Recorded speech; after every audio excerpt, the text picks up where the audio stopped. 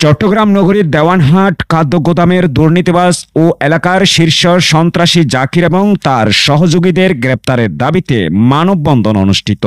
Chittagong Doublemooring থানাস্থ CSD খাদ্য গোদাম ও বিভিন্ন শিল্প প্রতিষ্ঠানে আওয়ামী লীগের শীর্ষ সন্ত্রাসী জাকির হোসেন ও তার সন্ত্রাসী বাহিনীর দুর্নীতি, চাঁদাবাজি, নৈরাজ্য বন্ধে গ্রেপ্তার ও বিচারের দাবিতে মানববন্ধন করেন আসকারাবাদ এলাকাবাসী ও বৈষম্য বিরোধী ছাত্র জনতা।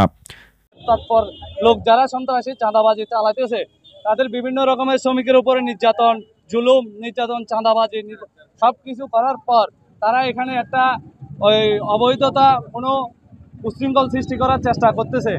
সরকার ছিল 17 বছর মধ্যে 17 বছর প্রত্যেক দিন 20,000 5,000 ওনার 5টা গাড়ির মালিক, উনি 5টা গাড়ি নিয়ে একতাবদ্ধভাবে একাভাবে সব ড্রাইভার বলেন, কোম্পানি বলেন, সবাইকে হেনস্থা করে মালিক এবং শ্রমিকের প্রত্যেকটা জিনিস তারা শোষণ করতেছিল।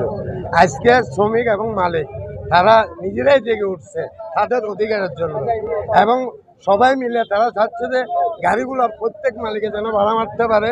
এবং বৃহস্পতিবার সকালে সিএসডি গোডাউনের সামনে এই মানববন্ধন অনুষ্ঠিত হয়।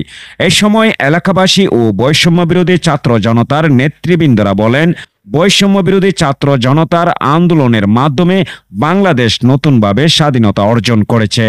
দেশের মানুষ স্বাধীনভাবে বাঁচার স্বপ্ন দেখছে। একটি বৈষম্যহীন সমাজ বিনির্মাণে নতুন প্রজন্ম দৃঢ় প্রতিজ্ঞ। কিন্তু সমাজের দুর্নীতিবাজ ও চাঁদাবাজ সন্ত্রাসী বাহিনীরা এখনও সক্রিয়। গত 17 বছর যাবৎ জাকির কোম্পানি ও তার সন্ত্রাসী বাহিনীর চাঁদাবাজি সন্ত্রাসী কার্যকলাপে এলাকাবাসী অতিষ্ঠ। কেউ প্রতিবাদ করলে তারা সন্ত্রাসী দিয়ে হুমকি দেয়, হামলা করে ও মামলা দেয়।